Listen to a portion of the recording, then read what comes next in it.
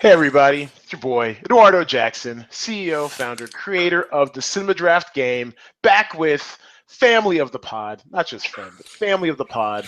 You know him, you love him. It's Jay Devlin. Say what's up to the people, Jay. What's up, buddy? Good to be back. I'm a bridesmaid these days. I'm finishing second a lot lately to this little lady Kelly, who is taking over the crown as the top dog recently. So back on the pod, trying to get my game right, figure out what's going wrong. Kelly, aka Queen of the North, Jay Bird's wife, the Canadian sensation. Let's take a look at her call sheet real quick and see what's caused such a sensation among the Cinema Draft faithful. So it looks like for those listening at home who can't see, the YouTube broadcast, she went with two Logans, hoping for a strong hold for Logan, and Brie Larson as a Kong Skull Island headliner. She has a 5-pack of a United Kingdom. No headliners, I might add. Biting off my style, biting off my United Kingdom style. It seems to be a popular strategy these days. I think a United Kingdom is definitely one to look at this week. I definitely bit some of that style. And then also she's able to sneak in a headliner from Get Out, Daniel Kaluuya, for $12,700, and then she basically had no money left, and she had to punt her limited release with Maria Thayer, a non-headliner from Table 19. So what's your thought on this call sheet, Jay? I like it because I'm going to compliment myself here because it's almost identical to my philosophy this week. You know what I mean? My philosophy was, you need two of either Logan or Kong and one of the other, and then one Get Out. So like 4 of your spots. So it was a matter of whatever you thought. Was Logan going to do more than Kong? Was Kong going to do more than Logan? Pick two of that movie and then go from there. Then you're going to need a bunch of United Kingdoms. Where I probably made a mistake, I went with two Table 19s, although I have a headliner, and I have a headliner from a United Kingdom, which she does not have, I don't believe. I don't know if you can go back to her. Oh yeah, no, she does not have a headliner from the United Kingdom. So that's the thing. This game, as we've learned and said many times, is won on the margins, in the minutia of the game, with platform releases and limited releases. It's not picking what movie is going to win the week is usually very easy. Box Office Pro is usually pretty close, like on their predictions. All right, it's all about the bottom, and the last few weeks, Kelly has been crushing the bottom. So yes. She's gunning for her third straight feature presentation win. The long knives are out to stop her. We are looking at your call sheet right now, and it is as you described. You have a lot of headliners, which as we all recall, headliners get a 40% point bonus over regular actors in a movie, and so that might be where you could make up some ground. I almost feel like, and I complained about this in our group chat, and if you guys are interested in joining the group chat, I do believe we have links on our Facebook page. But one of the things I was complaining about was that it seemed like everyone got the memo of of the two Kongs and Logan, or two Logans and Kong, a 2 and 3, 2-in-1 strategy plus a Get Out. I totally missed that. Somehow I freaking missed that one. Get Out's got so much staying power. If you look at these projections and you see, Get Out projected to make $22 million this week. That's 22 points with a headliner. You're looking at around 27, 28 points, if not more. Like 32-ish or something. 32-ish. You can't get away from that. You have to have that in your lineup. It's basically going to come down to this. Like, if I just go my lineup versus Kelly's lineup, for example, what movie is going to do better? If Kong does better, my lineup will probably beat hers. If Logan does better, her lineup will probably beat mine. Now, there's other lineups. Go ahead. No, and this is where I find it fascinating, these prognostications, because like you say, Box Office Pro, I'm not exactly sure how they track it, whatever. There is general tracking within the industry, so it's probably somebody either connected or they subscribe to something or whatever. So they do generally get the numbers right, but sometimes they're off, and sometimes they're off by like a bunch. Like with Get Out originally, I think they were about 7 or 8 million below on the estimates, and so they don't always get it right, but they give you a pretty good idea. Quite honestly, we've learned though, and real quick, not to interject, but we've learned this by playing this game so much in the last 6 months, is that we know pretty quickly when they're on or off by the Rotten Tomatoes scores. When movies have great word of mouth, like Logan, Oh, Logan did way better than Box Office Pro thought it was going to do. Get Out did way better. There's another movie it's off the tip of my tongue. I can't remember that hung around for a really long time. These movies all had great scores, so they had staying powers. People wanted to go see them. So it's like that's a pretty telltale sign. If you see a movie that scored really well, just assume that Box Office Pro's got it undervalued.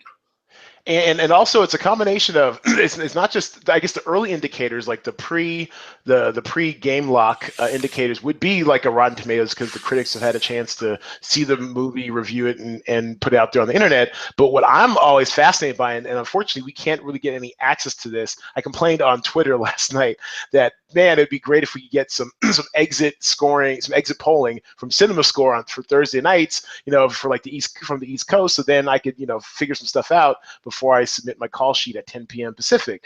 But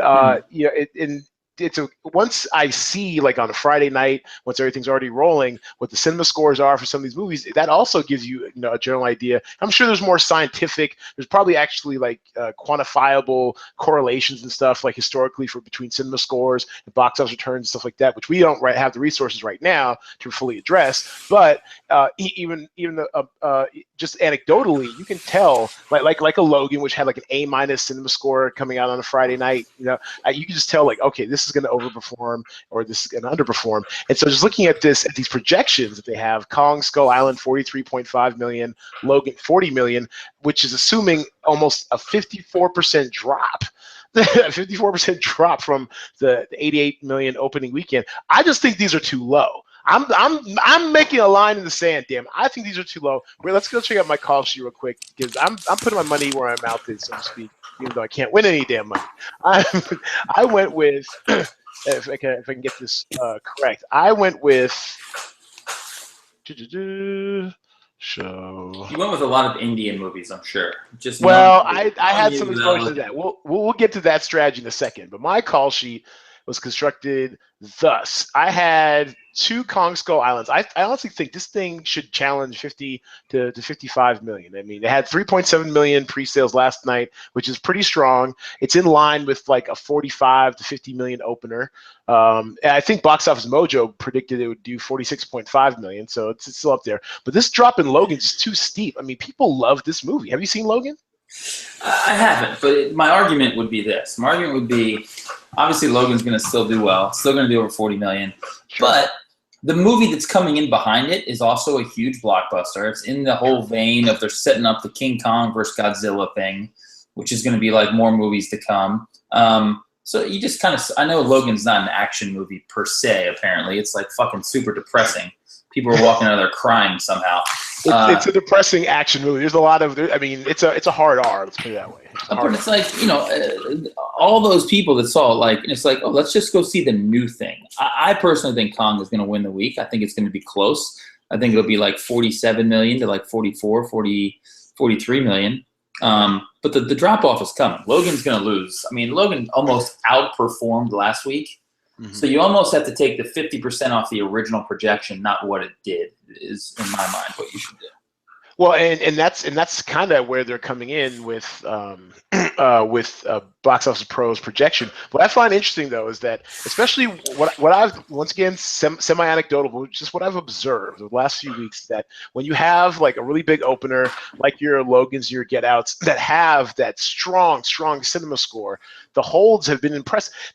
Get Out only declined 15%, which is unheard of in the horror genre. That's unheard of. Those suckers are. What was it going? But you're not taking into account the movies that opened after Get Out. It's not a level playing field. The movies that opened up after Get Out were fucking terrible, as opposed to a movie that's opening up the week after Logan being like very, Kong's not crazy popular. It's not like Doctor Strange or anything, but people are excited about it to the tune of like 50 million excited. Whereas the movies that were coming out after Get Out were doing like $8 million. I mean, they were so mad. Oh yeah, it's just true. I mean, it had a softer field, I would admit, but considering that in the second weekend it's going up against the opening weekend of Logan, and it still held 85% of its gross. It's just, once again, it's unheard of. Like a 15% drop for a horror film is unheard of, especially from a first-time director. Blah blah blah. I don't know. I do like the strategy of getting Get Out in there. I wish I had figured. So to finish off my call sheet, I basically went with with two Kongs, the headliner stack from Kong and a headliner from Logan. I went with Octavia Spencer as a headliner from The Shack, which still has about maybe 10 million, 11 million in juice behind it, possibly. It also has like a huge like A+ CinemaScore, something crazy like that. I did a 3-pack of a United Kingdom with a headliner, Rosamund Pike. I did a headliner, Naomi Harris from Moonlight, which is all I could afford left because I had a headliner stack from the Indian movie. We love Bollywood here. Badranath Ki Dulhania. Thank you, my friends. Thank you. So I have one anecdotal piece to add to this to why I'm possibly high in this movie. Besides, our anecdotal and damn near scientific at this point information on how we've seen these 3Fs go, these foreign-focused films go in their but first that's not 2 weeks. science. The science behind it is simple math. Indian people like Indian movies. There's a lot of Indian people, hence a lot of Indian people go see Indian movies. It's literally that there simple. It is. It's literally that simple. Yeah. Excellent. So I'm getting some exposure to Badranath because even though it's only on 152 screens, and even though it's got a cast that we largely haven't heard of, to American audiences, at least to mainstream American audiences, I still like the way these suckers perform out the gate. They're notoriously front loaded. You only get 1 or 2 weeks of points out of them, but I'm a ride it, damn it. I've got my 2 headliners. I've got just some exposure. I also have exposure to the proven platform winner, which is a United Kingdom. So I feel pretty safe. And as far as the limited release goes, it's just a dumpster fire this week. I mean, you're almost throwing darts. I don't mind Kelly and you. It's kind of plucking a table 19 just as slot filler and to save some money. I don't necessarily blame you on that because limited is such a dumpster fire this week. But of the best, the worst, Moonlight's probably up there, or La La Land. Actually, La La Land expanded. It got added like another 200 or 300 screens this week. The second won't die, so who knows? So those are some issues. Let's say Jay Bird. It's a solid call sheet. It's a solid 7th place for you. Oh, that hurt. Shots fired. Shots fired. Oh, I'm willing to side bet too. If you would like to, if you think you have if you have a 6th place or higher call sheet, I'm willing to put $20 American on it. Wow, this hurts. Not even can I beat your call sheet. Can I just beat 6th place? You know what? Yeah, actually, so I think in our ongoing losing you, man, losing the connection. Payable bet. I think we're either even or you're up like 10 or 20, right? Like I've kind of lost track. What's the tally? Yeah, I think the tally's pretty even. We'll just say it's even. I mean, it was up and down. I got up early. We'll start fresh now. $20. You don't finish. You finish 7th or lower this week. Oh my God! I will take that. Damn it! Yeah. Wow. You might finish 6th. I can think of 5 call sheets better than yours. I'm not sure I can think of a 6th. Man, I almost want to make that the poll for this weekend. Will Cinema Draft this is like 7th? Calling out Thomas Edison on his electricity. I mean, I'm calling out the guy that created his own game. Yeah, but I think I think it's been shown pretty consistently that I'm not the best in my own game, probably because I have to run this damn company. But even if I was fully focused, Kelly would be coming for me, damn it. You, Kelly, what is this? Gamble 24/7. So this is my most audacious call sheet. This one has a 6-pack of Get Out, 64, 14, La La Land. It's got the headliner stack of Badranath Ki Dulhania, and then it's got a headliner from a United Kingdom with 1,800 to spare. I don't know. I mean, if Get Out does what we hope it does, this may have a shot. You get about 150. You get about 150 in Get Out points. And that's high end. Okay. If it does what it's supposed to do, you get about 150. So then if you have 2 Logans and a Kong, or either way, vice versa, and they both do, let's say they both do 45 million. Then you're looking at still losing. You're looking at 180. Still losing. Yeah, you're still losing by 30 or 40 points to 3 movies when you need 6 to get to 150. But if Badranath comes through with like $1 million plus, then we're looking at 14 points. He's just 28. La La Land, La La Land's only going to do about 3 or 4 million, so you're probably going to get about 8 to 12 points there. And then a United Kingdom, if that does another, $500,000, 600, 700,000. I mean, I don't know. I think I could probably squeeze another 40 points out of these last 4. Can we say the same with other people's call sheet? That's what I'm curious about. Will a United Kingdom liver enough? Your other call sheet will beat that call sheet by 20 plus points. Okay, that's fair. That's fair. what I'm getting. But here's the thing that takes me to this point. We talked about this a little bit last night, and apparently you got some feedback. I'm not saying somebody complained, but somebody brought it to your attention that there was a lot of overlapping lineups. Well, first off, we've been playing this game. Which makes me happy, quite honestly, because people are truly getting the game. But go ahead. Well, that's the thing. That's one of the points I was going to bring up. That people are just getting better at the game. So the duplicate lineups are the duplicate lineups of they're now the same as the people that are consistently in the top 2 or 3, which is good. People are getting better. 2, it's only happened. This is the first time it's really happened in about 5 months. It just so happens this is a weird week. If this is a trend that continues, it needs to be addressed. I agree. But I feel like it's a one-off kind of weekend. It was pretty obvious, the strategy. You were forced into a certain strategy this week because of the movies that were out and the way they were priced. So it kind of just worked out that way. I think the overlapping thing is not a bad thing. If it continues, maybe it's a problem. But I think it's, like you said, it's a sign that people are just getting smarter at the game. And, it makes for a better game, frankly. And quite honestly, like, nothing could make me happier that people really are. I mean, I'm not sure how much time mentally or how much mental energy people are actually devoting to think about this game. But when they do think about it, they're coming up with what might be optimal strategies. And what's the great thing about this game and the box office in general is that because it does change drastically week to week. I mean, it's not like say playing DFS baseball. Like DFS baseball, at time it's like August, everyone's solved. Like, if you have the money to exact certain strategies, you kind of have an expectation over like a large sample size of what's going to happen. But the box office is a little bit unpredictable. It changes week to week. I mean, the pricing, our pricing also is very unpredictable right now. We don't have any fancy algorithms. It's just me and your boy. So I'm actually really excited to see so much, even the hint of duplication, because it's at least it's duplication in a logical manner. Like, you guys are coming to similar kind of conclusions. And for all you know, you could be wrong. If this call sheet, this one we're staring at right now, with 6 get outs, somehow outperforms the conventional wisdom, I would have won. So you never know. It's an unpredictable box office, unpredictable game. It's like totally. Life.